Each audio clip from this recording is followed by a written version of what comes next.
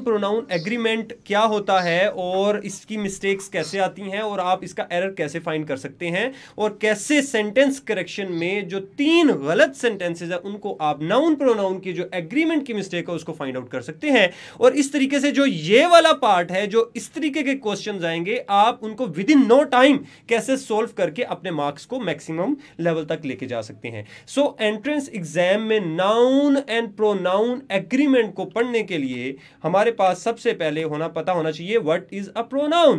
Pronoun क्या होता है आप सबको पता तो होगा। आप में से कोई भी जल्दी से एक बच्चा अपना माइक ऑन करे, जो अच्छा बच्चा है, कोई भी अपना हैंड रेज करे, सर इब्राहिम उनका माइक ऑन कर देंगे। तो आप मुझे बताइए प्रोनाउन क्या। तो वैसे तो सामने लिखा ही हुआ है प्रोनाउन। अगर फिर भी कोई बताना चाहता है beside this definition, if there is any other definition in your mind, you can share it with me अभी राइट नाउ, हरी अप। कोई है बच्चा? और मेरे पुराने बच्चे किधर चले गए? सर यही आती है। यही आती है। बच्चे कह रहे हैं सर यही है जो आपने लिख दी है, यही बहुत अच्छी है। चलें यही इसी को डिस्कस करते हैं। Pronoun is a word used in place of a noun to avoid its repetition, इसकी रेपिटेशन को अवॉइड करने के लिए। प्रोनाउन एक ऐसा वर्ड है जो नाउन की जगह पे यूज होगा। पहले नाउन का पता होगा तो नाउन की जगह पे यूज होगा ना। तो pronoun is a word that is use in place of a noun, naming word. तो किसी भी नाम की रेपिटेशन को अवॉइड करने के लिए बार बार कायदे आजम जनाब कराची में पैदा हुए, कायदे आजम बड़े मेहनती थे, कायदे आजम ने ये किया, कायदे आजम ने वो किया, कायदे आजम की तालीम कराची से हासिल की। तो ये कायदे आजम को रिपीट करने से अवॉइड करने के लिए हम कोई ना कोई वर्ड यूज करेंगे दैट कैन रीजनेबली सब्स्टिट्यूट कायदे आजम। तो और उसका मतलब भी वही बन रहा हो कि बात भाई कायदे आजम की हो रही है, किसी और की नहीं हो रही। एग्जांपल देखिए, Ali is a good student. ये भैया अली अच्छा बच्चा है, ठीक है जी, अली एक अच्छा स्टूडेंट है, ठीक हो गया। He respects his elder. So अब अगर ऑकवर्ड सेंटेंस बनाना होता तो ये बनता Ali is a good student, Ali respects Ali's elders, जो कि एक रिपीटिशन हो रही है अली की, अली अली यानी बार बार आ रहा है। सो हमने ही यूज किया इंस्टेड ऑफ अली, और यहां पे भी हिज यूज किया जो कि पोजेसिव प्रोनाउन है अली का, अली के बड़ों की, यानी अपने बड़ों की वो इज्जत करता है। सो आई होप कि आपको पता चल गया pronoun is a word use in place of a noun. अब जब मैं कहता हूं pronoun is a word use in place of a noun, तो जब मैं इसने नाउन की जगह पे यूज होना है तो भाई एवे नहीं उठा के कोई भी प्रोनाउन लगा देना। जो असल प्रोनाउन इस नाउन की जगह आ सकता है वही लगाना है आपने। I repeat my words, noun और प्रोनाउन, यानी प्रोनाउन वो वर्ड है जो नाउन की जगह पे यूज हो रहा है, तो भाई असल प्रोनाउन यूज करना ना, ये एग्रीमेंट गलत ना हो। ये आज की डिस्कशन है हमारी। अब एंटीसीडेंट क्या होता है? एंटीसीडेंट यही चीज है, ये एंटीसीडेंट है। एंटीसीडेंट वो वर्ड है जिसकी जगह पे प्रोनाउन यूज हो रहा है। सो हम इसको टेक्निकल लैंग्वेज में एंटीसीडेंट कहते हैं। एक्चुअली प्रोनाउन होता तो नाउन की जगह पे यूज है। So antecedent is a word that is substituted by pronoun. ये देखिए, an antecedent is a word for which a pronoun stands. Examples देखिए, the students have done their work. ये तो हो गया प्रोनाउन, ये तो आपको समझ आ गई कि ये प्रोनाउन है, लेकिन किसकी जगह पे यूज हुआ है? स्टूडेंट्स की जगह पे। तो ये स्टूडेंट्स एक्चुअली नाउन है तो टेक्निकली एंटीसीडेंट्स, ठीक है, एंटीसीडेंट है। समझ आ गई बच्चों? सर यहाँ बोलिए। सर जी जी। सर जो यहाँ पे देयर होगा उसे हम लोग रेफरिंग प्रोनाउन नहीं कहेंगे? क्या नहीं कहेंगे? Referring pronoun. देखिए बेटा, आप टाइप्स की तरफ जा रही हैं। अभी हम क्या पढ़ रहे हैं? देखिए, ये आपका देयर है तो प्रोनाउन ना। चलें, आप जो भी आप वर्ड यूज कर रही हैं, मैं I can not listen it carefully, मुझे समझ नहीं उसकी आई, पहली बात। दूसरी बात, आप जो भी इसका इंफेटिक कह रही हैं, रिफ्लेक्टिव कह रही हैं, या रिफ्लेक्सिव कह रही हैं, या पर्सनल कह रही हैं, व्हाटसोएवर दिस प्रोनाउन इज, है तो प्रोनाउन ना मेरा बेटा। पहली बात तो ये होगी। दूसरी बात, जिस जगह पे, जिसकी जगह, जब हम कहते हैं प्रोनाउन इज अ वर्ड, पीछे डेफिनेशन में हमने डिस्कस किया, अभी किया ना, कि pronoun is a word that is use in place of a noun. तो जो वो नाउन जिसकी जगह पे वो यूज हो रहा है वो है एंटीसीडेंट। बस इतनी सी बात याद रखें जी बच्चों। आगे चलें। If Aisha wants to pass her exams, she needs to work hard. ये आयशा हमने एक बार यूज किया। If Aisha wants to pass her exams, ये her exam Aisha's exams, Aisha needs to work hard। Facebook पे बच्चे एक्सक्यूज मी सर, फेसबुक पे बच्चे पूछने के एंटीसीडेंट वाला जो है आप फिर से बता दें एक बार। ओके बेटा, ये देखिए, ये आपके सामने कुछ वर्ड्स लिखे हैं। फेसबुक वाले बच्चों गौर से सुनो, ये क्या है? ये है प्रोनाउन। ओ भाई, ये प्रोनाउन क्यों है? किसके लिए यूज हुआ है? क्या कोई पीछे अकमल अजमल लिखा था? नहीं, पीछे लिखा हुआ है आयशा। ठीक है, ओके। ये क्या आपके सामने लिखा है? She needs to work. ये भी प्रोनाउन है, ये भी आयशा के लिए यूज हुआ है। अब ऐसा वर्ड, यानी ये जो प्रोनाउन जिस वर्ड के लिए यूज हो रहा है उसको एंटीसीडेंट कहते हैं। मुश्किल लगी बात? यानी वो प्रोनाउन जिस वर्ड को रिप्लेस कर रहा है उस वर्ड को एंटीसीडेंट कहते हैं। इस सेंटेंस में एंटीसीडेंट आयशा है और प्रोनाउन हर है और आगे प्रोनाउन शी है, तो इन दोनों के लिए एंटीसीडेंट आयशा था। एंटीसीडेंट क्या होता है? वो नाउन होता है जिसके लिए हम प्रोनाउन यूज करते हैं। Very easy concept, I guess आप सबको समझ तो आ गई होगी। जी, नहीं समझ आई तो दोबारा कमेंट कीजिए, सर इब्राहिम बता देंगे। चलें, यस सर की आवाज़ आई है किसी लड़के की, शाबाश, वेरी गुड। ले बच्चों, ये देखो, ये आ गई बात। ये एबीसी लिखी हुई थी मैंने यार, आपके लिए तो लिखी थी फेसबुक वालों, आप ही के लिए लिखी थी। नहीं समझ आएगी तो मैंने समझाना था ना आपको। ये ज़रा देखिएगा, आपके सामने है जी, क्या लिखा हुआ है? क्या लिखा है? एबीसी लिखी है, पढ़ते आए हो बचपन से, मिस पढ़ाती होती थी। ए फॉर एप्पल, लेकिन ए फॉर आप याद रखें एंटीसीडेंट। ए फॉर याद रखना है एंटीसीडेंट। बी फॉर है तो बिहेवियर यानी एक्शन कोई भी, और सी फॉर कॉन्सिक्वेंस अभी आपके लिए। तो ये जो सी फॉर कॉन्सिक्वेंस है ये एंटीसीडेंट के लिए यूज हुआ है। एक्चुअली जो एंटीसीडेंट है जो पहले वर्ड आ गया है, अब उसके लिए उसकी जगह पे जो आप यूज करेंगे वो होगा प्रोनाउन।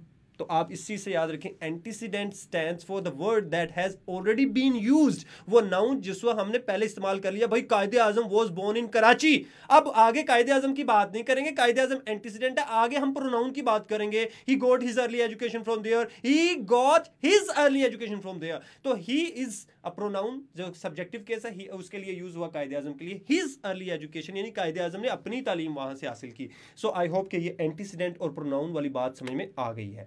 अब नाउन प्रोनाउन एग्रीमेंट के 4 एस्पेक्ट्स हैं, यानी नंबर, जेंडर, पता ही है सबको, केस और पर्सन। इनको बारी बारी आपने समझना है। यानी जब आपने नाउन का प्रोनाउन के साथ एग्रीमेंट करवाना है, तो जो नाउन का एग्रीमेंट प्रोनाउन के साथ करवा रहे होंगे वो 4 तरह का एग्रीमेंट हो सकता है, यानी वो 4 किस्म के एरर हो सकते हैं।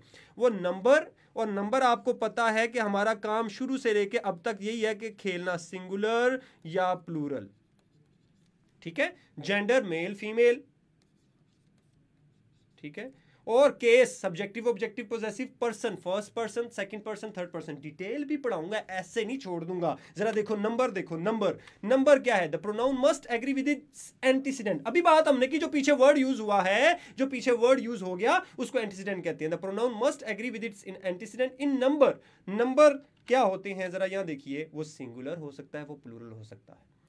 अंदाजा कर रहे हो, देख रहे हो, ये सिंगुलर भी हो सकता है, वो प्लूरल। सिंगुलर आपको पता है 1 and plural more than 1, that's very easy. अगर एंटीसीडेंट सिंगल है तो प्रोनाउन भी सिंगल यूज होगा, एंटीसीडेंट प्लूरल है तो प्रोनाउन भी प्लूरल यूज होगा। कितनी बड़ी साइंस पढ़ा रहा हूं मैं आपको। कोई ये साइंस है कि एंटीसीडेंट यानी नाउन अली अकेला है तो उसके लिए ही यूज होगा ना, या हिज यूज होगा। अली एंड अहमद है तो अब फिर दे यूज होगा या देयर यूज होगा। That's all about number. Singular है नाउन यानी एंटीसीडेंट, तो फिर प्रोनाउन भी सिंगुलर बच्चों, प्लूरल है तो प्लूरल होगा। समझ आ गई?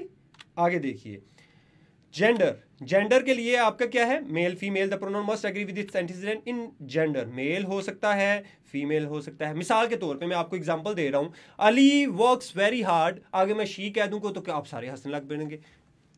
Ali works very hard, she always gets position. लो जी, अब शी अली तो नहीं हो सकता, Ali is a male, so we need to use the pronoun that agrees with Ali in gender. तो इंग्लिश में जेंडर है ही बड़ा थोड़ा बेटा, उर्दू में जेंडर बड़ा कंफ्यूज करता है। ये पेन पड़ा हुआ है, स्लाइड पड़ी हुई है, वो दरवाजा खुला हुआ है, खिड़की खुली हुई है, ट्यूबलाइट चल रही है तो बल्ब चल रहा है। जेंडर वहां पे आपको तंग करता है, तज़कीरो तानीस के नाम से पढ़ते रहे होंगे। इंग्लिश में ही और शी, हिज और हर, बस बस इतना सा छोटा सा जेंडर है, इससे ज्यादा नहीं। English is as compare to Urdu very easy language when you talk about gender. यानी आप जब मुज़क्कर मोनस की बात करें तो यहाँ पे ही शी और आपका हिज और हर की बात है, उसको आपने जरा माइंड में रखना है जब उसको आप एरर देख रहे हो। लो बच्चों, तो जेंडर का इतना एग्रीमेंट इतना मुश्किल नहीं है। केस देखिए, केस क्या होता है? केस है कि आपका जो नाउन है वो परफॉर्मेंस कैसे कर रहा है। अगर तो वो एक्शन परफॉर्म कर रहा है, देखिए नहीं, pronoun must agree with its antecedent in case. कैसे? अगर तो वो सब्जेक्ट है, यानी सब्जेक्ट क्या होता है? जब एक्शन परफॉर्म कर रहा हो या रिसीव खुद बखुद यानी स्टार्ट में हो। अगर मैं कहूँ I am working hard, sir Tanveer goes to college, he, अब मैं यहां पे आगे कोई एक्शन परफॉर्म करवाना तो मैं सब्जेक्टिव केस यूज करूंगा। अगर मैंने एक्शन उससे कोई उसके ऊपर एक्शन हो रहा है, they are talking about me, they are listening to me, तो मैं ऑब्जेक्टिव केस यूज करूंगा। लेकिन अगर मैंने अपनी पोजेशन शो करनी है, भाई मेरे स्टूडेंट्स, मेरी क्लास, मेरे बच्चे, मेरा बैग, मेरी फैमिली, तो मैं क्या यूज करूंगा? पोजेसिव केस यूज करूंगा। My family, my bag, my students. ठीक है जी। आगे देखिए, reflexive case, when I am performing an action, the action is coming back on to me. जो सब्जेक्ट हो उसे भी एक्शन वापस आ रहा हो, he is looking at himself. तो ये जो सब्जेक्टिव, ऑब्जेक्टिव, पोजेसिव और रिफ्लेक्सिव है, इन केसेस का भी आपस में एग्रीमेंट बहुत जरूरी है। मतलब क्या है? मैं पीछे बात करता हूं, आयशा, जैसे पीछे मैंने लिखा Ayesha is a good student, चलो जी अच्छी स्टूडेंट है, पता चल गया। Dash respects her elder, respects her elders। हाँ जी बेटा। अब यहां पे देखो, सब्जेक्टिव, ऑब्जेक्टिव, पोजेसिव, रिफ्लेक्सिव में से सब्जेक्टिव केस आयशा का बनेगा शी, ऑब्जेक्टिव बनेगा हर, पोजेसिव बनेगा हर या हर्स, और रिफ्लेक्सिव बनेगा हर सेल्फ। अब मेरा बच्चा कौन सा यूज होना चाहिए इसमें? शी रिस्पेक्ट्स हर एल्डर्स या हर रिस्पेक्ट्स हर एल्डर्स? तो बेटा बात देखो, मेरी बेटियां बिल्कुल ठीक जवाब दे रही हैं। यहाँ पे शी होना चाहिए क्योंकि सब्जेक्टिव केस है, वो रिस्पेक्ट करती है। ठीक है, वो एक्शन परफॉर्म कर रही है। Got it. आगे देखिए जरा, ये केस के से जब हम बाहर निकले तो पर्सन की तरफ आ जाइए। प्रोनाउन पर्सन का कौन सा चीज होती है जी? देखिए प्रोनाउन का वो एग्री करना चाहिए पर्सन में। अगर फर्स्ट पर्सन है, वो फर्स्ट पर्सन वो होता है जो बात करता है। जब मैं बात करूंगा तो मैं अपने आप को पॉइंट आउट करूंगा, या हम ज्यादा हैं तो हम आई या वी होगा, यानी the one who talks, the one who rights, जो लिखता है या बोलता है वो होता है first person. And the one who lessons, जिससे बात कर रहा हूं, आप मेरे बच्चे, आप सब लोग, फेसबुक वाले भी और जो मेरे पक्के स्टूडेंट्स हैं जो ऑलरेडी रजिस्टर्ड हैं वो भी, सारे के सारे। मैं जब आपसे कहूंगा बेटा आप बताओ, आप लिख रहे हो, आप पढ़ रहे हो, आपने ये किया। अब अगर सिंगल भी हो तब भी सेकंड पर्सन ही है। आप ज्यादा हैं, 1000-1500 बैठे हुए हैं, तब भी आप सेकंड पर्सन ही हैं। थर्ड पर्सन वो है, he is the one who speaks, he is the one who listens, this is the one for whom we talk. इसके बारे में हम बात कर रहे हैं, ही, शी, इट।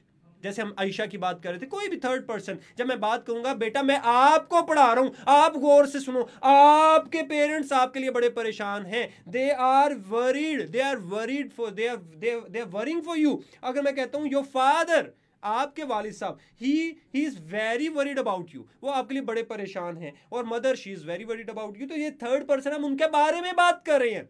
मैं बात कर रहा हूं तो मैं फर्स्ट पर्सन, आपसे बात कर रहा हूं तो आप सेकंड पर्सन, और थर्ड पर्सन कोई भी जिसके बारे में हम बात कर रहे हो। अब जब आप क्वेश्चन पूछेंगे तो आप अपना नाम लेंगे कि सर मुझे ये चीज समझनी है, तो आप फर्स्ट पर्सन। आप मुझसे कहेंगे सर आप दोबारा समझा दीजिए, मैं बन जाऊंगा सेकंड पर्सन। और आपको जो चीज समझ नहीं आई या किसी के बारे में आप बात करेंगे तो वो होगा थर्ड पर्सन। अब मैं यहां पे बात करता हूं मिसाल के तौर पे, आई एम योर टीचर, ठीक है जी, dash teaching, dash am teaching you English. हाँ जी, हाँ जी, वो वैसे तो एम भी आ गया तो आपको पता है I am teaching you English. तो यहाँ पे you M teaching you English तो हो नहीं सकता था। मैंने बड़ी सादी सी एग्जांपल आपको दे दी, very simple example is that. तो आपको ये बात समझ में आ गई होगी। पर्सन आप बिल्कुल एक्यूरेट इस्तेमाल करेंगे। मिसाल के तौर पे यहाँ पे हम दोबारा से हम आलियान की बात करते हैं। Aliyan is a hard working man, okay, dash works for dash family।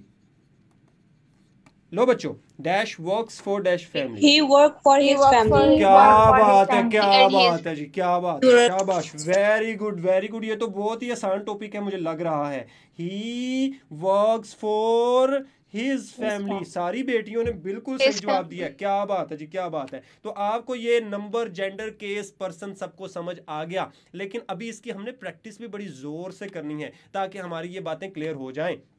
ये ज़रा टेबल याद कर लेंगे तो ज़िंदगी आपकी गुलजार हो जाएगी। तो ज़िंदगी गुलजार करने के लिए इसको समझे। पहले सबसे पहले ये इस तरफ जो लिखे हुए हैं सारे केसेस हैं। सब्जेक्टिव केस जब एक्शन परफॉर्म करे, ऑब्जेक्टिव केस जब एक्शन उस पर हो रहा हो, पोजेसिव केस जब अपनी पोजेशन यानी पोजेसिव एडजेक्टिव यानी इसके बाद कोई नाउन आएगा, my family, our family, your family, his family, her family, their family. Possessive pronoun और एडजेक्टिव में यही फर्क होता है, इसके बाद नाउन नहीं आता। द फैमिली इज माइन होगा, माइन फैमिली नहीं होगा, आर्स फैमिली नहीं होगा, the family is ours, yours, his, hers, theirs. ठीक है, ये हो गया केस पोजेसिव प्रोनाउन। सर ये पॉजिटिव एडजेक्टिव और पॉजिटिव प्रोनाउन पे थोड़ा सा समझा दें। वेरी गुड बेटा, देखो मेरी बात सुनो। एडजेक्टिव क्या होता है? Adjective describes a noun. ठीक है, तो हम इससे पहले आता होता है एडजेक्टिव। मैं मिसाल के तौर पे बात करता हूँ ब्लैक पेन, तो ब्लैक यहाँ पे आपके सामने क्या है? एडजेक्टिव है। अब मैंने ये बताना है, मैं इसकी पोजेशन बताना चाहता हूँ। My pen, his pen, your pen, their pen, तो मैं पोजेसिव एडजेक्टिव यूज कर रहा हूं। ये बता रहे हैं कि किसका है, लेकिन मैं पोजेसिव प्रोनाउन यूज करूंगा तो इस प्रोनाउन के बाद नाउन नहीं आएगा। मिसाल के तौर पे द पेन इज माइन पहले आ गया, बाद में नहीं आया। माइन पेन नहीं आया। So he is they are, we are they staying, they are staying at mine. मतलब माइन का मतलब है मेरे घर पे रुक रहे हैं, मैंने हाउस नहीं लगाया आगे। अगर मैं कहूँ माय हाउस तो फिर माय लगा के हाउस लगाना पड़ेगा। बेसिक सा फर्क, जिस भाई ने भी क्वेश्चन पूछा है गौर से सुनिए। बेसिक सा फर्क है कि पोजेसिव एडजेक्टिव के बाद नाउन आता है, पोजेसिव प्रोनाउन के बाद नाउन नहीं आता जिसकी पोजेशन बतानी हो। हाँ, आई होप आपको समझ आ गई केसेस की सबकी जी। Thank you sir. Very good, चलो बहुत अच्छी बात है। First person, second person, third person हम बात कर चुके हैं। जो बोलने वाला है स्पीकर, जो सुनने वाला है लिसनर, जिसके बारे में बात हो रही है थर्ड पर्सन। अब नंबर की बात भी कर लें। नंबर ऊपर वाले सारे होंगे सिंगुलर, नीचे वाले होंगे प्लूरल। इधर ही ये सिंगुलर, ये भी सिंगुलर, और यहां पे होंगे ये प्लूरल लास्ट में। अब आ जाते हैं मेल फीमेल, यानी जेंडर भी था, वो सिर्फ थर्ड पर्सन सिंगुलर में जेंडर आता है, कहीं और भी नहीं है। थर्ड पर्सन सिंगुलर, ये देखिए, ठीक है, थर्ड पर्सन सिंगुलर में ही जेंडर आ रहा है। ठीक है, बाकी और कहीं तो चार चीजें हमने डिस्कस की है ना, आपको याद करवा दूं। ये चार चीजें, नंबर, जेंडर, केस, प्रोनाउन, तो ये सारी चीजें इस टेबल में आपके सामने हैं। ये आपने याद रखनी है। ये इसको अगर आप चाहते हैं कि क्लीन कर दिया जाए तो हम क्लीन भी कर देते हैं, ताकि आप इसको अपने सामने स्क्रीनशॉट ले लें, इसको याद रख लें। ये टेबल बहुत ज़रूरी है, नुस्खा कीमिया है, इससे सोना भी बन सकता है अगर आप बनाना चाहें, अपनी लैंग्वेज को गोल्डन करना चाहें। ठीक है बच्चों। सर ये एक सेंटेंस है, ये आपसे पूछना चाहता हूँ कि ये गलत है कि ठीक है? अच्छा, ये प्रोनाउन से रिलेटेड है? Yes sir.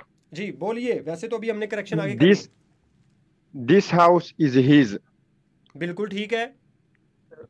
यस सर, बस सिर्फ अब कैसे ठीक है वो भी मैं बता दूं क्यों। मैंने अभी आपको बताया दिस हाउस इज, ये देखिए ये सेम है। ठीक है, तो जब आप यूज करें दिस हाउस इज हिज, तो इसका मतलब है कि ये पोजेसिव प्रोनाउन आपने यूज किया। ठीक है बेटा। Yes sir. Yes sir. Okay, अब हम आगे चलते हैं बच्चों।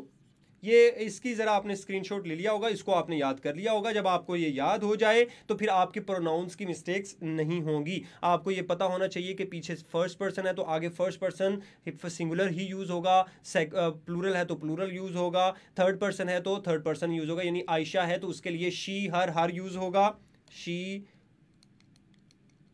हर यूज होगा, या हर्स। अगर अली है, आलियान है तो ही, हिम, हिज यूज होगा। अगर ज्यादा है तो दे, देम, देयर, देयर्स यूज होगा। जी बच्चों, एग्जांपल्स कर लेते जी। सर पोजेसिव प्रोनाउन में सब्जेक्ट पहले आ जाएगा क्योंकि बाद में तो आ नहीं रहा है। पोजेसिव प्रोनाउन में हाँ जी पहले आ जाएगा, यही डिफरेंस बताया जी, यही डिफरेंस बताया। सब्जेक्ट की बजाय आप यूं कहें वो नाउन जिसकी पोजेशन बतानी है। मिसाल के तौर पे बैग, ठीक है, पेन, पेन इज हिज, ठीक है, तो वो नाउन आ गया। ठीक है बेटा।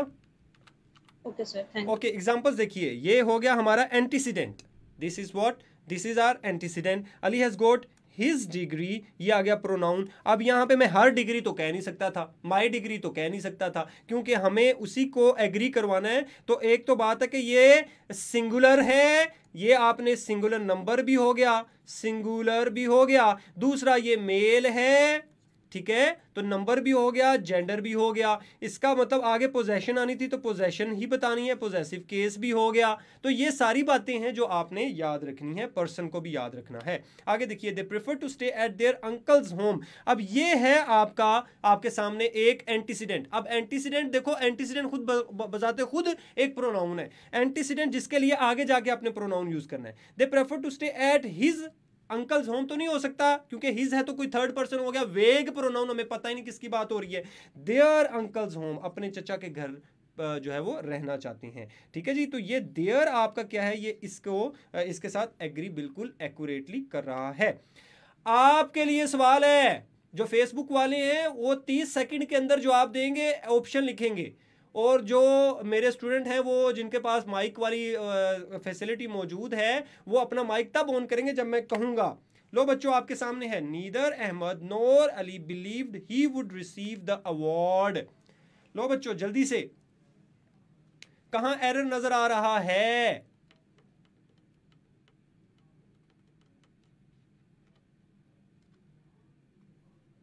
C option.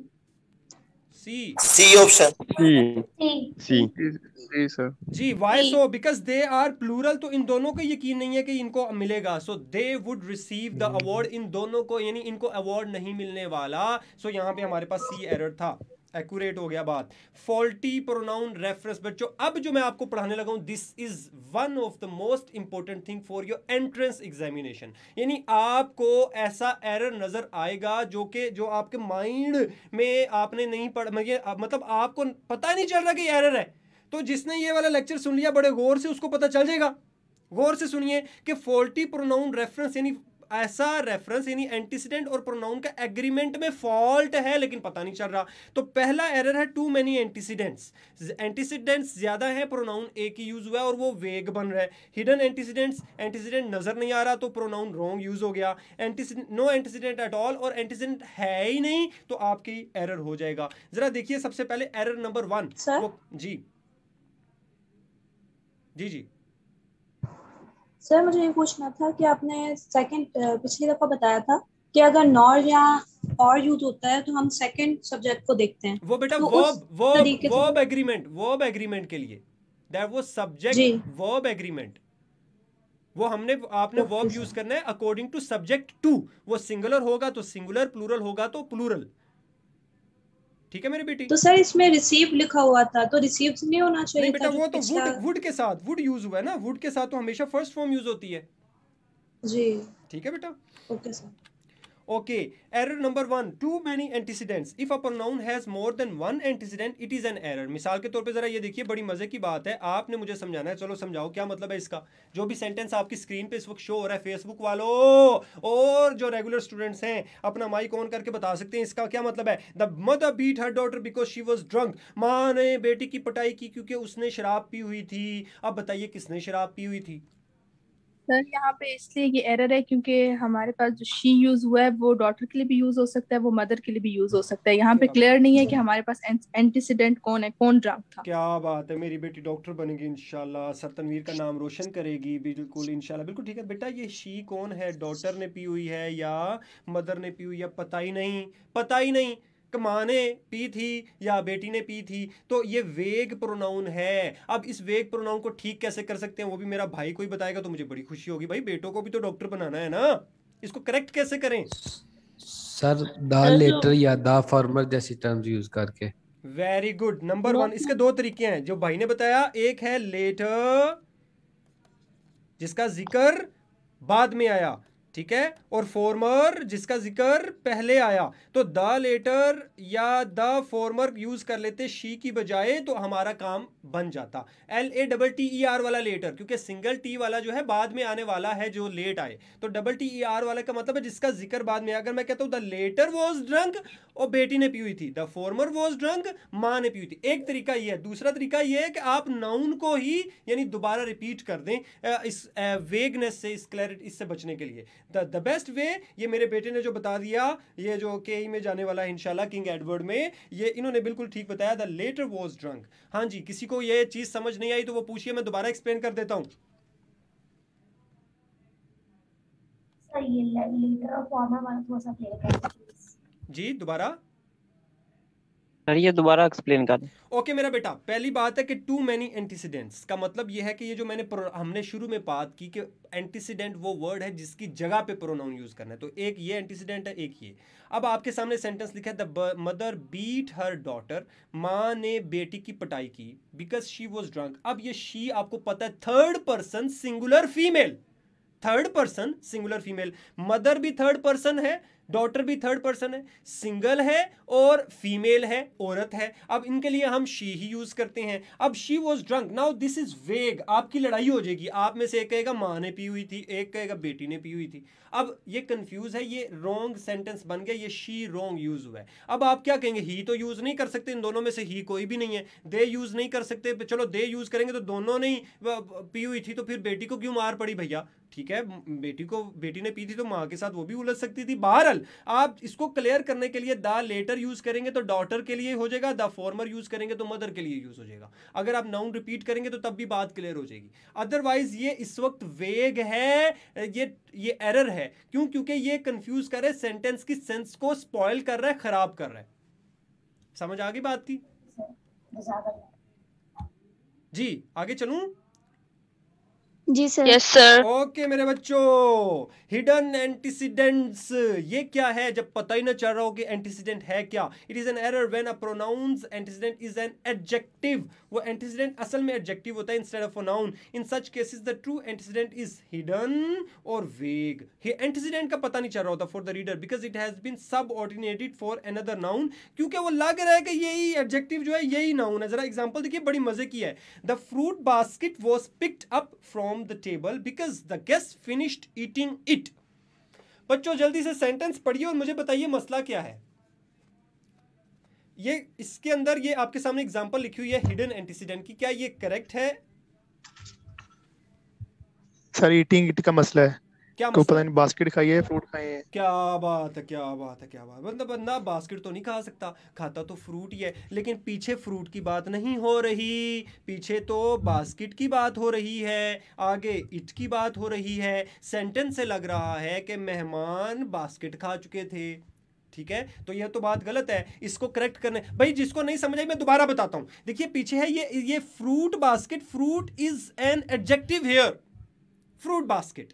तो fruit basket was picked up from the table because the guest finished eating it. अब यहाँ पे जो खाई गई है चीज वो फ्रूट था, तो यहाँ पे फिनिश्ड ईटिंग फ्रूट आना चाहिए था इंस्टेड ऑफ इट। ठीक है, तो ये एरर है बिकॉज इट आपको पता है इम्पर्सनल प्रोनाउन है, जो कि बास्केट के लिए भी यूज हो सकता है, जो कि फ्रूट के लिए भी। तो ये वेग प्रोनाउन यानी एरर नंबर 2 है कि हमें पता नहीं चल रहा है बास्केट के लिए यूज हुआ है या फ्रूट के लिए। तो लेकिन सेंटेंस की सेंस से ये पता चल रहा है। अब देखें, आप कहेंगे सर बात तो क्लियर हो रही है, फ्रूट ही खाते हैं, बास्केट तो कोई भी नहीं खाता। बिल्कुल ठीक बात है, लेकिन भाई ग्रामेरियन नहीं समझेंगे। ग्रामर के लिए हमें एग्जैक्ट वर्ड बताना पड़ेगा उसे कि खाया गया क्या गया है। The fruit basket was picked up from the table because the guest finished eating the fruit. ठीक है, तो वो फ्रूट के साथ आप उसको यूज करेंगे। आई होप के सबको समझ आ गई होगी। Error number in incidents correction के लिए नाउन को वापस रिपीट कर देंगे। नाउन को एग्जैक्ट नाउन को लिखना पड़ेगा ऐसे में जब हिडन हो, जब एडजेक्टिव साथ आ रहा हो। ठीक है बेटा, जब पता चल रहा हो जब पता चल रहा हो कि एडजेक्टिव जो है ना वो भी नाउन बन सकता है। जी बेटा कुछ कहना चाह रहा कोई? सर ये टॉपिक रिपीट करते हैं। सॉरी सर ये हिडन इंसिडेंट रिपीट करते हैं। ओके मेरा बेटा देखो, हिडन इंसिडेंट का मतलब है कि एक कंपाउंड नाउन लिखा हुआ है, कंपाउंड नाउन में एक वर्ड एडजेक्टिव है और एक नाउन है। जैसे देखिए फ्रूट बास्केट, ठीक है, फ्रूट बास्केट पता तो चल गया, ऐसी बास्केट जिसमें हम फ्रूट रखते हैं। अच्छा, आगे जाके हमने एक प्रोनाउन यूज किया है, अब वो उन दोनों में से किसी एक के लिए है। ठीक है, अब हमें पता नहीं चल रहा किसके लिए है। The fruit basket was picked up from the table, table से उठा ली, because the guest finished eating it. हालांकि टेबल भी मौजूद है, ठीक है, टेबल भी मौजूद है। तो अब ये इट किसके लिए है? टेबल के लिए है, बास्केट के लिए है या फ्रूट के लिए है? बात समझ में आ रही है? टेबल भी इम्पर्सनल सिंगल है, बास्केट भी इम्पर्सनल सिंगल है, फ्रूट तो प्रोनाउन है, नाउन है ही नहीं ना, वो तो एडजेक्टिव है। तो अब एडजेक्टिव के लिए तो कभी भी आप प्रोनाउन यूज नहीं करते, ठीक है, हम तो यूज करते हैं नाउन के लिए। अब fruit basket was picked up from the table because the guest finished eating it. क्या जो मेहमान थे वो बास्केट खा रहे थे? क्या मेहमानों ने कहा जी हमारा दिल भर गया है बास्केट खा खा के? ना जी, ऐसा नहीं था। तो ये it is referring to multiple things when this one pronoun, जैसे हमने पीछे पढ़ा, पीछे फॉल्टी प्रोनाउन नंबर एरर 1 पढ़ा, वो शी रेफर कर रहा था मदर को भी और उसकी डॉटर को भी। यहां पे इट रेफर कर रहा है मल्टीपल थिंग्स को।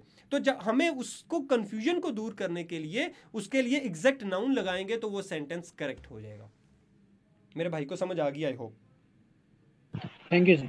जी, एरर नंबर 3 देखिए। अब ऐसा होगा कि एंटीसीडेंट होगा ही नहीं लेकिन प्रोनाउन होगा, तो वो भी क्या होगा? प्रॉब्लम होगा। It is an error when a pronoun's antecedent is not given in the sentence. अब देखिए, although Ajmal had been very poor he never considered it a hurdle in his way to success. बस जल्दी से बताइए जी, कोई भी mic on करे, क्या एरर है, क्या मसला है? पॉवर्टी। हाँ जी सर इट रॉन्ग लगा हुआ है। तो क्या इसमें मसला है, क्यों रॉन्ग है? पीछे इट किसके सर लिए क्योंकि यूज हुआ बताया है? भी नहीं है किसको रेफर कि वो किसको रेफर कर रहा है, क्या किस बात है, क्या वजह बात से है। जी, पीछे बताना पड़ेगा ना। यहाँ पे तो एक पूरा एक क्लॉज टाइप लिखा है हैड बीन वेरी पुअर, तो यहाँ पे लिखना पड़ेगा he never considered his poverty, या तो यहाँ लिखना पड़ेगा पूरा नाउन लाना पड़ेगा, उसको अपनी गुर्बत ने कभी भी नहीं रोका अपनी सक्सेस की तरफ जाने से। So that is the sense. यहाँ पे हिज इट यूज नहीं हुआ। ये इट किसके लिए यूज हुआ है भाई? पता ही नहीं है, पीछे कोई चीज यूज हो, ठीक है। Although Ajmal suffered from a very severe poverty, यहाँ तो पॉवर्टी यहाँ पे लिख देते तो आगे जाके इट आ सकता था, लेकिन यहाँ पे नाउन यूज हुआ ही नहीं, एंटीसीडेंट हुआ ही नहीं सिरे से, इसलिए ये रॉन्ग है। समझ आ गई? जब आपको पता चले भैया आपने एंटीसीडेंट को भी देखना है, सिंगल या प्लूरल वो नंबर वाली बात, मेल या फीमेल जेंडर वाली बात, वो सब्जेक्टिव ऑब्जेक्टिव वो केस वाली बात, और वो पोजेसिव यानी पोजेशन वाली बात, ये सारी बातें आपने इसमें याद रखनी है। जी बच्चों, एरर्स आपको समझ आ गए? Yes sir. बहुत अच्छी बात है। अब यहां तक प्रोनाउन और नाउन के एग्रीमेंट का आपको समझ आ गई होगी। मैं उसकी समरी आपको बता देता हूं। सबसे पहले आपने इसमें यह पढ़ा कि आपको प्रोनाउन का पता होना चाहिए, is a word that is use in place of a noun. हमने एंटीसीडेंट पढ़ा, antecedent is a word, antecedent is a word that is replace by a pronoun, जो कि प्रोनाउन रिप्लेस करता है एंटीसीडेंट को। तो एंटीसीडेंट पहले आता है, प्रोनाउन उसकी जगह पे आता है। फिर हमने पढ़ा कि ये जो प्रोनाउन का है इसके हमने तरीके पढ़े, वो नंबर, जेंडर, ठीक है, केस, वो हमने सारी बातें उसमें पढ़नी। आई होप कि वो आपको याद रहेंगी। ठीक है जी। जी बच्चों, आगे चल रहे हैं। अगर इससे पहले कोई आपका कोई क्वेश्चन है तो वो आप पुट करें, otherwise we are moving forward. और आगे हमारा क्वांटिफायर के साथ एग्रीमेंट है। अभी हमने वो टेस्ट को भी, उसके बारे में भी अगर कोई क्वेश्चन आपका है तो वो भी हम डिस्कस करेंगे, जो आपका टेस्ट हुआ था सब्जेक्ट वर्ब एग्रीमेंट के लिए। Any question from anyone regarding noun pronoun agreement? बच्चों अगर एग्रीमेंट गलत है ना नाउन का प्रोनाउन के साथ, अगर ये एग्रीमेंट गलत है तो वो एरर है। बस आज की इस सारी बात का, ये जितनी मैंने रामलीला सुनाई है, इसका क्रक्स ये है कि if noun is not agreeing with pronoun it is an error. वो किस तरीके से एग्री करता है? सिंगल प्लूरल, सबसे इंपॉर्टेंट सिंगल प्लूरल है, जेंडर भी है, और उसके साथ आपका जो हमने बाकी बातें पढ़ी, जेंडर के साथ आपका केस भी होगा, ठीक है। तो पोजेशन भी आपने उसके साथ हमने पढ़ी। तो ये सारी चीज़ें होंगी जो हमारी वो मैटर करेंगी, ठीक है। Singular, plural, gender, male female, cases, ये सारी चीज़ें। जी बेटा। सर फ्रूट तो एडजेक्टिव है। सर फ्रूट तो एडजेक्टिव है, तो हमने उसके लिए इट क्यों यूज किया, जबकि हम तो प्रोनाउन सिर्फ नाउन के लिए यूज करते हैं। वेरी गुड बेटा, मैंने भी यही कहा था कि फ्रूट के लिए इट यूज नहीं होना। हमने कहा वो एरर है, आपने वही बात की जो मैंने की है। ये इट फ्रूट के लिए नहीं, बास्केट के लिए यूज हुआ है, ठीक है। असल में तो उसने फ्रूट कहना चाहा, तो वो अगर इट यूज करेगा, यही तो एरर है बेटा, जो आप बात कर रही हैं वही मैंने की है। इट यूज नहीं होना, यहाँ फ्रूट यूज होना था, यही मैंने कहा था। Okay sir. ठीक है बेटा। Okay sir. जी थैंक यू। जी बच्चों, आगे हम चल रहे हैं नाउन क्वांटिफायर एग्रीमेंट। आप वर्ड क्वांटिफायर बताइए मुझे जल्दी से। एनीवन? क्वांटिटी। क्या बात है। और क्या सिर्फ क्वांटिटी हो सकती है? जल्दी बताइए बच्चों। Numbers. Very good, very good. अब मुझे जल्दी से बताइए क्वांटिटी और नंबर में फर्क क्या होता है? आज का लेक्चर यहाँ पे खत्म हो जाना फिर तो क्या बात है जी। जी जल्दी से, what is the difference between quantity and number? Number can be counted and quantity cannot be counted. तो quantity can be measured. Very good, क्या बात है, ये हुई ना साइंटिफिक बात। दोनों को अवार्ड जाता है जी, ऑस्कर अवार्ड दोनों को जाएगा। कैसे कि number can be counted 1 2 3 4 5 6 7 8 9 10, but quantity can be measured. 1 kilo, 1 litre, बहुत थोड़ा, बहुत ज्यादा, मच, अलॉट, वेरी फ्यू। वो जो नंबर वाले हैं वो फ्यू वाली बात आ जाएगी, या लिटिल वाली बात आ जाएगी। तो ये क्वांटिफायर्स क्या है? ये आपके डिटर्मिनर्स होते हैं। ये बताते हैं इधर द नाउन इज मेजरेबल और न्यूमरेबल। नंबर वाला है या उसको मेजर कर सकते हैं, उसकी क्वांटिटी को जान सकते हैं। सो वो एग्रीमेंट बहुत जरूरी है। ये नहीं है कि नाउन को आप काउंट कर नहीं सकते, बीच में आपने नंबरिंग लगाई हुई है कि मुझे जनाब 5 शुगर देना, 5 शुगर देना। भाई शुगर मांग रहे हैं आप, या तो 5 स्पून शुगर आप मांगेंगे ना, ठीक है, 5 जो है बॉक्सेस या 5 kg मांगेंगे। तो आप वो जो उनको क्वांटिटी, जहां पे आपके नंबर्स लगने हैं वहां पे आप नंबर्स लगाएंगे, जहां पे आपकी मेजरेबल क्वांटिटी यानी यूनिट लगना है वहां पे आप यूनिट लगाएंगे। देखिए जी, quantifiers plus noun agreement, numerable, measurable. तो न्यूमरेबल क्या होता है? जिनको काउंट कर सकें। मेजरेबल क्या होता है? जिसको आप मेजर कर सकें। ये देखिए जी, मैनी पीपल, मच शुगर। अब मैनी शुगर अगर यूज होगा तो that is an error, much people use होगा तो वो भी एरर होगा। ये एरर अक्सर ऐसे एरर्स हैं जो कॉमन एरर्स, जिसे आप अपनी लैंग्वेज में गलतुल आम कहते हैं और हमें पता नहीं लग रहा होता, तो हम उनको यूज कर रहे होते हैं। सबसे बेहतरीन एग्जांपल वो एंटीसीडेंट वाली जो हमने पढ़ी पीछे, बच्चों ने कहा कि वो इट यूज हो गया तो लग तो ठीक रहा था, यानी एंटीसीडेंट एरर नंबर 1 2 3 ये कॉमन एरर्स थे जो कि हम करते रहते हैं। अब क्वांटिफायर के साथ हम क्या पोस्टमार्टम इसका करते रहते हैं अपनी नॉर्मल लैंग्वेज में, वो भी हम आज डिस्कस करेंगे, जो कि इंशाल्लाह आगे से आप ये एरर फाइंड आउट कर लेंगे और कभी भी ये एरर नहीं करेंगे। ओके जी, आइए जी, words expressing quantity number 1 with singular nouns and verbs and with plural nouns and verbs. ये आपके सामने एक टेबल है। ये मच, ये क्या है आपका, ये कौन सा है? With singular nouns and verbs, with plural nouns and verbs. Much is used for uncountable measurable quantity, little, a great deal of, a large amount of, less, another। मैंने क्या बोला? uncountable, लिख लो, लिख लो, uncountable, measurable। यहां लिख देता हूं countable, numerable, numeral। बात समझ में आ गई है? ये जो टेबल, ये वाली साइड है, ये वो है जिसको काउंट नहीं कर सकते, मेजर कर सकते हैं। ये वो साइड है, दूसरी साइड आपके सामने जो नजर आ रही है, ये वो साइड है जिसको आप क्या कर सकते हैं? काउंट, आप काउंट कर सकते हैं, प्लस उनके साथ वो न्यूमरेबल है, यानी उनके साथ आप नंबर लगा सकते हैं। Many people, few people, several, a large number of, इसके अगेंस्ट यहाँ देखिए a large amount of, fewer and both. तो ये आपके सामने क्या होगा? जो कि मेजरेबल और न्यूमरेबल की सारी हमने बात की है। जी बच्चों, यहाँ तक कोई क्वेश्चन है आपका? नहीं है? एग्जाम्पल्स देखिए, many boys work part time to support their parents. Many boys, ये बॉयज है, काउंट कर सकते हैं, 1 लड़का, 2 लड़के, 3 लड़के, 4 लड़के, बेतहाशा लड़के।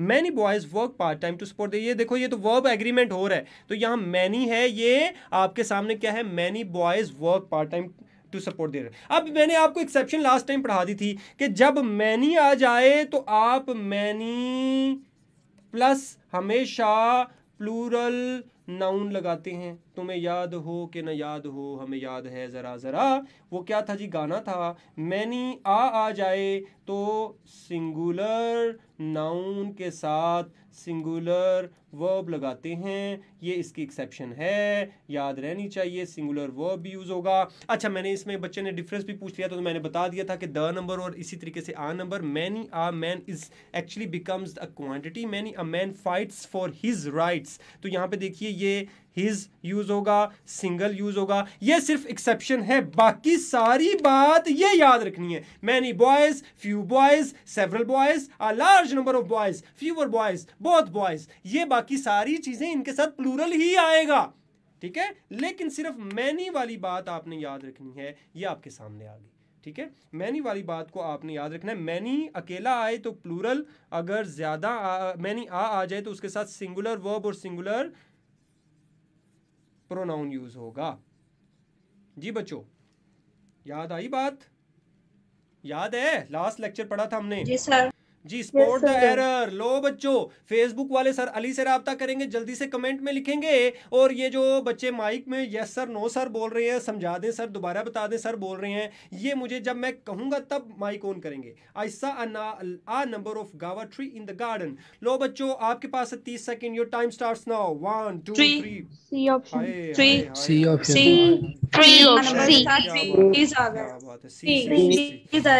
सी सबने मिर्चें खाई हुई हैं, सबकी सी हो रही है। बिल्कुल, को फेसबुक वालों को भी पता चला कुछ, वो पता चला आई सा आ नंबर ऑफ।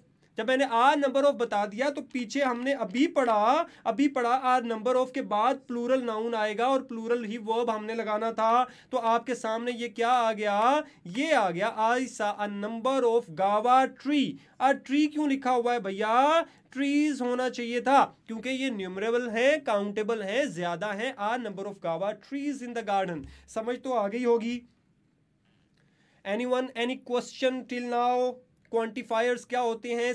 अब देखो, अगर मैं बात यहाँ करता, क्योंकि हम उनकी भी कर लें, मैं उसकी क्या नाम है, जो काउंटेबल नहीं है, अनकाउंटेबल हैं। मिसाल के तौर पे मैं कहूँ he has bought dash sugar for Ramzan. लो जी, मैं लिखता हूँ मच, मैनी, ठीक है, अ नंबर ऑफ,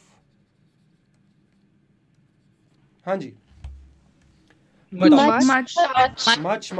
मगर मच होगा जी। बिल्कुल ठीक है, बिल्कुल ठीक है, बिल्कुल ठीक है। क्यों? क्योंकि शुगर है तो इससे पहले जो हमारा क्वांटिफायर लगना था वो मच है, मैनी नहीं है। सो हमारा बच्चों, अगर वो क्वांटिटी यानी अगर जिस चीज की आप बात कर रहे हैं वो काउंटेबल है तो उसके साथ आप लगाएंगे न्यूमरल्स, यानी 1 2 3 4, मैनी, फ्यू, सम, इनकी बात करेंगे। अगर वो काउंटेबल नहीं है, यानी अगर आप उसको काउंट नहीं कर सकते, तो उसके लिए अलॉट, वेरी, ठीक है, आप उसमें ये मच, ये वाली चीजें आप यूज करेंगे, मैंने यूज नहीं करेंगे। लो बच्चों, आज के इस लेक्चर में अगर आपका फिलहाल कोई क्वेश्चन है तो आप पूछ सकते हैं, अदरवाइज ये कुछ बातें आपके सामने लिखी हुई स्क्रीन पे आ रही होंगी कि हमारी जो क्लासेस हैं, आप जो ऑलरेडी रजिस्टर्ड स्टूडेंट्स हैं वो फेसबुक पे उनको पता चल रहा होता है कि the teacher, the instructor is 24/7 attached to them, he is always communicating to them, he is always listening to their queries. वो कोई भी क्वेश्चन हो वो उनका हमेशा सुनता है, ना सिर्फ सुनता है बल्कि उनको रिस्पॉन्ड करता है, उनको आंसर करता है, तो उनकी क्यूरीज का आंसर कर रहे होते हैं। 24/7 मौजूद होंगे, ना सिर्फ ये बल्कि रिकॉर्डेड लेक्चर्स भी हमारे वेबसाइट पे अपलोड हैं, यानी और बाद में जो अपडेटेड लेक्चर्स हैं वो भी अपलोड होने वाले हैं। तो ये लेक्चर्स भी आपके पास मौजूद होंगे। जब कहीं भी बेड में बैठे सुनना चाहें, आप ड्राइंग रूम में बैठ के सुनना चाहें, आप कॉपी पेंसिल को सामने रख के सुनना चाहें, आप सुन सकते हैं। और आपके ज़हन में कोई क्वेश्चन आ रहा है तो अब मैं कॉलेज जाके, अकेडमी जाके पूछूंगी, ये वाली भी परेशानी नहीं। आप घर में बैठ के, वो हमारा पेज है उसके ऊपर आप क्वेश्चन पोस्ट करें, हमारे स्टूडेंट्स और हमारे इंस्ट्रक्टर्स वो फौरन बहुत अच्छा रिस्पॉन्ड कर रहे होते हैं। पिछले वीक से मैं देख रहा हूं अच्छे अच्छे जवाब आ रहे हैं और अच्छे अच्छे क्वेश्चंस भी आ रहे होते हैं। सो इससे आपकी लर्निंग, सोशल मीडिया से ही आपकी लर्निंग हो रही होती है। That is making your way to medical college very smooth. आपके लिए स्मूथ वे बन रहा है। फिर सबसे बात है कि क्लैरिटी 100% होती है, लाइव डिस्कशंस भी होती हैं। फिर भी कोई क्वेश्चन रह जाए तो आपके पास प्लेटफॉर्म है वो वाला जहाँ पे आप अपना क्वेश्चन पूछ सकते हैं। वो क्वेश्चन हमें फॉरवर्ड करते हैं, हम उसका रिस्पॉन्ड करते हैं, तो वो आपको 100% उसकी क्लैरिटी दिलवाने की कोशिश की जाती है। यहाँ पे वो सामने वाली बात नहीं है कि बेटा आपने बार बार सवाल पूछा है, चुप कर जो, बस बहुत हो गया, ऐसी बात नहीं है। Topic wise quizzes along with special test, तो हर टॉपिक के क्विज, जैसे हमने पिछला टेस्ट दिया उसमें आपके मार्क्स किसी के कम आए, किसी के बहुत अच्छे आए, किसी के बहुत अच्छे यानी किसी के फुल मार्क्स आ गए। मैंने डिस्कशन में आपको बताया था कि अगर वो पूरे मार्क्स हैं तो बहुत अच्छी बात है, लेकिन ये नहीं है कि आप प्राउड हो जाएं, तो मेहनत तो आपने जारी रखनी है। और अगर बहुत कम मार्क्स है तो घबराना नहीं है, चाहे वो मेरे वाला घबराना हो, खान साहब वाला, लेकिन घबराना तो बिल्कुल नहीं है। आपको पता चल गया मेरे ये एरर्स हैं, वो आपने डिस्कशन सुनी, आपको पता चल गया मुझे यहाँ पे ये मेहनत करने की ज़रूरत है। तो टॉपिक वाइज हम क्विजेस लेते हैं और हमारे क्विजेस ऑलरेडी पढ़े भी होंगे, फिर मिक्स टेस्ट होंगे, उन टेस्ट की डिस्कशन भी होगी, ग्रैंड टेस्ट होंगे जो बिल्कुल टू द पॉइंट होंगे अकॉर्डिंग टू PMC, ठीक है, पाकिस्तान मेडिकल जो हमारी कॉर्पोरेशन है उसके अकॉर्डिंग होंगे। फेसबुक क्लासरूम्स हैं, ठीक है, वहां पे आप अपने क्वेश्चंस पुट करते हैं और वो आपको फौरन या जल्द ही आपको जवाब मिल जाता है। कंपनी बुक्स एंड नोट्स भी और बुक्स भी आप ही के टीचर्स की लिखी हुई, टू द पॉइंट, ये नहीं वो डाटा इतना नहीं है, कुछ बहुत अच्छी चीज़ें आपके सामने होंगी। Access to everything till exam day, जब तक आपके एग्जाम नहीं हो जाते आपको हमने छोड़ना नहीं है, आपको अपने बच्चों की तरह पालेंगे और आपको डॉक्टर बना के इंशाल्लाह छोड़ेंगे। तो आपके लिए कोई भी अगर कोई क्यूरी है तो आप यहाँ पे व्हाट्सएप कर सकते हैं, नंबर आपको आ रहा होगा नीचे। अगर ये जो हमारा व्हाट्सएप ग्रुप है, यहाँ पे ये जो व्हाट्सएप वाला नंबर है, इधर नहीं तो वो फेसबुक ग्रुप है, वहाँ पे भी आप अपनी क्यूरीज पूछ सकते हैं, ठीक है, जो भी आपकी क्यूरी हो। All the teachers are awesome, आप उनकी क्लासेस भी है, जब आप अटेम्प्ट करेंगे तो आपको पता चल जाएगा your time and your money has not been wasted, आपका पैसा और टाइम ज़ाया नहीं हुआ जैसे कि नॉर्मल अकेडमीज़ में या इंस्टीट्यूट्स में हो जाता है। आपको घर से उठ के वहाँ जाना पड़ता है, ट्रांसपोर्टेशन के प्रॉब्लम्स, फिर वहाँ बैठ के उनको सुन के फिर कोई क्यूरीज सोल्व हो या ना हो, 50 बच्चों की क्लास में 100 बच्चों की क्लास में जो क्यूरीज अनसोल्व रह जाती हैं, वो क्यूरीज बहुत रीजनेबल पैकेज में आपकी सारी क्यूरीज होंगी। वो इतना कम पैकेज है कि वहाँ पे हो सकता है वो अकेडमिक टेस्ट के इतने पैसे लेते हो। तो बहुत कॉम्पिटेंट फैकल्टी मेंबर्स के साथ 24/7 अपने बच्चों की केयर करते हुए नियर पियर ने आपको एक प्लेटफॉर्म दिया जिससे आप अपनी हर क्यूरी को सोल्व कर सकते हैं फॉर एवरी सब्जेक्ट। जी सर, फेसबुक पे सर एक क्वेश्चन है बच्चे का, क्या मैनी क्वांटिटी के लिए यूज नहीं होता? मैनी क्वांटिटी के लिए? जी सर, ये क्वांटिफायर्स हैं, क्वांटिटी के लिए नहीं, न्यूमरल्स के लिए यूज होंगे। मैनी शुगर नहीं कहेंगे, ठीक है, मैनी वाटर नहीं कहेंगे, ठीक है। तो आप इस चीज़ के लिए यूज़ कर सकते हैं जिसको काउंट करें एंड वो मोर देन वन हो तो many boys, many girls, many boys, many students, many lectures, many academies, many schools. लेकिन मैनी आज जब यूज़ करेंगे तो वो हम सिंगल के लिए यूज़ करते हैं। जी एक्सक्यूज मी सर। जी सर, आपने सर जो प्लूरल वाली बात की क्वांटिफायर में से, वो दोबारा बताना। किसकी बात? किसकी? प्लूरल वाली न्यूमेरल्स में जो आपने बात की थी, यहाँ पे जो बताया। Yes sir. ओके बेटा, मैंने ये बताया कि ये आपके सामने जो मैंने एक टेबल बनाया हुआ है, ये जो टेबल है, ये जो वर्ड्स हैं ये हमेशा प्लूरल नाउन के साथ यूज़ होते हैं। इनका एग्रीमेंट हमेशा प्लूरल के साथ होगा, जो कि इस तरफ है, ये प्लूरल के साथ यूज़ होंगे, ठीक है। बोथ के बाद बॉयज़ आएगा, fewer boys, more than one ना, a large number of boys, several boys, few boys, many boys, ठीक है। ये जो हैं इनके साथ एक अनकाउंटेबल सिंगल चीज़ आएगी, मच शुगर, लिटिल शुगर, ठीक है, a great deal of, a large number of, less and another, ठीक है जी। सर जी बेटा। सर, आपने बोला था कि क्लास में पूछना है कि सेंटेंस करेक्शन के जो मेरा बेटा, वो एक बच्ची ने बिल्कुल ठीक जवाब दे भी दिया था फेसबुक पे। बेटा ये देखो, A, B, C और D ये ऑप्शंस होती हैं यूजुअली सेंटेंस करेक्शन में, जो कि बच्चों को मुश्किल लगती हैं। स्पॉट द एरर में तो एक ही सेंटेंस है, 4 ऑप्शंस है, एक गलत है, तो वो हमें गलती तो फौरन नजर आती है कि ये गलती है, क्योंकि गलती ढूंढने में तो हम बड़े माहिर हैं, हम किसी की भी गलती फौरन ढूंढ लेते हैं, ठीक है, कि इसमें ये ऐप है। हम डिस्कशन भी गलती की करते हैं, अच्छाइयाँ तो हम डिस्कस करते ही नहीं अपनी जिंदगी में, हम हमेशा चुगलियां ही करते हैं जब भी बैठते हैं। तो वो तो बहुत आसान है। यहां पे देखिए, जब आपने एक सेंटेंस पढ़ा तो आप क्विक ग्लैंस देंगे कि इसमें और नीचे वाले में एक वर्ड का जो डिफरेंस है वो कौन सा है। वो अमूमन चारों में 1 वर्ड डिफरेंस होता है। अगर चारों में एक यानी प्रेपोजिशन का एक डिफरेंस है तो ये इसका इजी लेवल है। सेंटेंस करेक्शन का जो इजीएस्ट लेवल है वो ये है कि एक ही वर्ड की मिस्टेक होगी। अब आपको उसमें अगर आपने करेक्शन पढ़ी हुई है तो आपको पता चलेगा कि करेक्ट कौन सा है। तो ये है इजीएस्ट लेवल। अच्छा, डिफिकल्ट लेवल वो तब करता है जब वो मल्टीपल मिस्टेक्स करे, ठीक है। तो सबसे पहले तो कॉमन मिस्टेक को फाइंड आउट करें।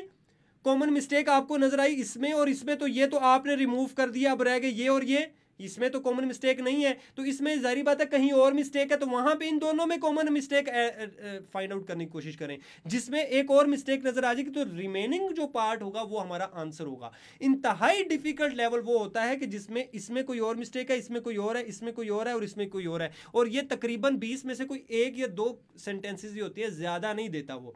अच्छा, इसको पूरा पढ़ना पड़ता है, अदरवाइज आपने किसी भी सेंटेंस को पूरा नहीं पढ़ना शुरू कर देना, ए बी सी डी। अब ये एक ही क्वेश्चन है तो आप चारों सेंटेंसेस को पढ़ना शुरू कर दें, ऐसा तो नहीं करना आपने। आपने क्या करना है, सबसे पहले पहला सेंटेंस पढ़े, क्विक ग्लैंस के साथ वो कॉमन एरर फाइंड करें। अगर वो आपको कॉमन एरर मिल जाता है, जो कि मैंने आपको बताया कि अगर चारों सेंटेंसेस में वो कॉमन एरर मौजूद है तो वो इजीएस्ट लेवल है क्वेश्चन का। उसकी डिफिकल्टी लेवल बढ़ाने के लिए उसको मल्टीपल एरर्स देने पड़ते हैं, ठीक है। तो अगर कॉमन एरर आपको 2 में भी नजर आ गया तो अब आपके पास 50% रह गया। अब आप 2 सेंटेंसेस को पढ़ेंगे, पहले आपने 4 सेंटेंसेस को पढ़ना था। अगर एक सेंटेंस को पढ़ने में 10 सेकंड भी लग रहे थे तो 40 सेकंड लगने थे। अब आपने अगर 2 को रिमूव कर दिया कॉमन एरर से तो अब आपके पास 20 सेकंड आपने बचा लिए। और अगर वो इजीएस्ट लेवल है, यानी 3 आपको पता चल गया ये एरर्स हैं, 1 करेक्ट है, तो वो तो बात ही आसान हो गई, ठीक है। अब मैंने आपको ये बोला कि आपको कॉमन एरर एक ए में और एक बी में नजर आ गया, आपने इनको रिमूव कर दिया। सी में और डी में तो वो बात बिल्कुल ठीक लिखी हुई है, इसका मतलब है सी और डी में मसला किसी और चीज का है, तो आप वो किसी और चीज को फाइंड आउट करेंगे। पहले सी को पढ़ेंगे, अगर आपको वो बात बिल्कुल ठीक लग रही है तो डी में वो आप अंदाजा कर लें कि डी में जो वेरिएशन है, अब डी और सी को कंपेयर करें। ये तो आपने पहले ही कह दिया ये रिमूव हो गई, ये तो है ही नहीं ना, ये सफा अस्ती से मिटा दी, फोत हो गए, इनको दफना दें। अब आ जाए सी और डी की तरफ, आपको ये लगा ये भी करेक्ट है, ये भी करेक्ट है, ये ऊपर ए बी में दोनों की गलतियां थी, सी में आपको करेक्ट लग रहा है, डी में ये चीज है। अब आप इन दोनों को कंपेयर करें कि ये प्रेपोजिशन इधर, और ये मिसाल दे रहा हूं प्रेपोजिशन की, क्या ये यही यूज होती है, ये तो यहां पे आपने एलिमिनेशन का प्रोसेस करना है कि क्या ये सी गलत है या फिर डी गलत है। इस तरीके से अगर आप पूरा सेंटेंस पढ़ेंगे and if it takes 10 seconds और 5 सेकंड्स तो ये आपका 4 टाइम्स काम आपका प्रोलॉन्ग हो जाएगा। सो सबसे पहला काम क्या है, मेरी बेटी को समझ आई होगी कि हमें कॉमन एरर फाइंड करना है। Okay sir, thank you. Any other question from anyone? Time is running out. कोई क्वेश्चन अगर पूछना चाहता है तो वो अगर तो रजिस्ट्रेशन से रिलेटेड है he can text on this number. अगर वो रजिस्ट्रेशन से रिलेटेड नहीं है तो उससे सिलेबस से रिलेटेड है, कोई बात से उससे रिलेटेड है, सब्जेक्ट से रिलेटेड, तो फेसबुक पे आप क्वेश्चन पूछ सकते हैं, हम नेक्स्ट क्लास में इंशाल्लाह डिस्कस कर लेंगे। जी बच्चों, सर नेक्स्ट क्लास इसी टाइम पे होगी ना सर? संडे आपको संडे सूट कर रहा है क्लास टाइम? सर सैटरडे ठीक है। अच्छा चलें सैटरडे को ले लेंगे यार, बस आपकी बात मैंने मान ली। और बताओ सर। जी सर एक्सक्यूज मी सर। जी जी सर अमार लेंगे सेशन हमारा? सर अमार काउंसलिंग सेशन लेंगे इंशाल्लाह आपका। सर अमार सेशन सर वो कब होगा तकरीबन? उसके बारे में सर इब्राहिम बताएंगे आपको। Sir yes sir basically sir मैं नियर पेर में से मैंने नहीं ली हुई रजिस्ट्रेशन वगैरह ना, एडमिशन ली, तो हमें पता नहीं कि कब होगा सर का वो सारा कुछ। नहीं, आप ये जो आपके पास व्हाट्सएप नंबर है ना, आप इधर टेक्स्ट कीजिए, आपको सारी इन्फॉर्मेशन मिल जाएगी। Okay sir, thank you, welcome. और सर नेक्स्ट वीक कौन सा टॉपिक डिस्कस करेंगे सर? आगे बेटा मैं आपको टॉपिक बता दूंगा। सर इब्राहिम ने वो शेड्यूल आपके साथ शेयर नहीं किया, तो मैं उनसे कहूंगा कि मेरा पूरा शेड्यूल जो है ऑनलाइन क्लासेस वाला, लाइव सेशंस वाला, वो आपके साथ शेयर करें, तो वो आपके साथ शेयर हो जाएंगे। आगे गालबन नाउन को हम डिस्कस करने जा रहे हैं, अगर नाउन नहीं तो वैसे नाउन होगा जिसकी हम सारे एरर्स फाइंड आउट करेंगे। अदरवाइज मैं उनसे रिक्वेस्ट करूंगा सर इब्राहिम से, वो आपके साथ शेड्यूल जो है वो शेयर कर देंगे। ओके सर, जी। और सर हमें फर्स्ट टेस्ट के अभी तक डिस्कशन नहीं मिली। फर्स्ट टेस्ट की डिस्कशन नहीं मिली। Sir Ibrahim can you listen to this question please? आप प्लीज इनके साथ मेरी फर्स्ट टेस्ट की डिस्कशन, सिर्फ आपको नहीं मिली बेटा या किसी को भी नहीं मिली? सर किसी को भी नहीं। ओके ऑलराइट, किसी को भी नहीं मिली। Okay sir Ibrahim second test भी हो गया। जी जी अस्सलाम वालेकुम। वालेकुम सलाम। बच्चों टेस्ट डिस्कशन जो है आप लोगों की अपलोड हो चुकी है पोर्टल पे, प्लीज चेक द पोर्टल। वहाँ जो आपका एमडी कैट बायोलॉजी के अंदर जो आपका मॉड्यूल है पैरेलल प्रेप वाला, उस मॉड्यूल के अंदर ये डिस्कशन अपलोड हो चुकी है। लो बट्टो, मुझे पता था कि ये हुई होगी, आप एक बार दोबारा देख लीजिएगा, पोर्टल पे जाके देखिए, जो नियर पीयर का पोर्टल है वहाँ पे सर इब्राहिम ने एक्सप्लेन कर दिया, वहाँ से मिल जाएगी आपको। सर मेरा एक क्वेश्चन है। Okay sir. जी मेरा बेटा, question related to this topic?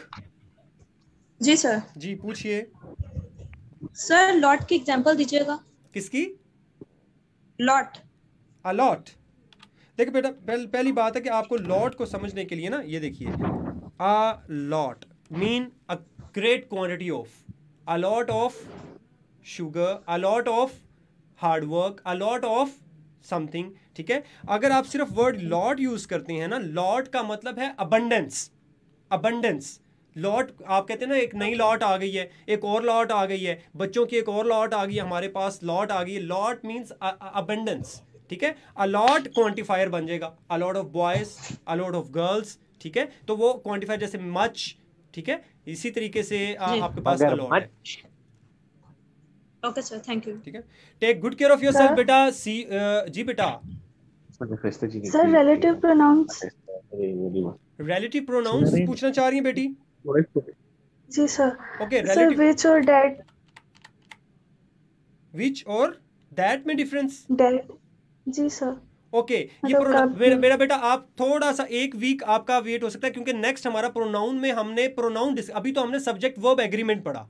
जो आप विच और दैट की बात कर रहे हैं, ये एसेंशियल और नॉन एसेंशियल क्लॉज का डिफरेंस है। जहां पे एसेंशियल क्लॉज होता है वहां पे दैट यूज होता है, जहां पे नॉन एसेंशियल क्लॉज होता है वहां पे विच। अब मैं इसकी डिटेल में जाऊंगा, इट्स अ कंप्लीट टॉपिक, ठीक है। मैं बताऊंगा विच कहां पे यूज होता है और दैट। तो आप एक वर्ड याद रखिए, essential and non essential clause. तो ये इधर का यूज है, ठीक है। वहां पे यूज होता है दैट, यानी एसेंशियल क्लॉज वो होता है जिसको आप रिमूव करते हो सेंटेंस की सेंस खत्म हो जाए, वहां पे आप दैट यूज करते हैं। जहां पे नॉन एसेंशियल है, अगर उसको रिमूव कर भी दें तो उसकी सेंस में फर्क ना पड़े, उसको नॉन एसेंशियल पार्ट कहते हैं, वहां पे आप विच यूज करते हैं। बहरहाल इनको हम प्रोनाउन में मेरी बेटी डिटेल से डिस्कस करेंगे, परेशान नहीं होना बिल्कुल भी। Okay sir. जी, एनी अदर क्वेश्चन? और I guess time is running out. आपसे बहुत अच्छा सेशन रहा, क्वेश्चंस बहुत फ्रूटफुल थे।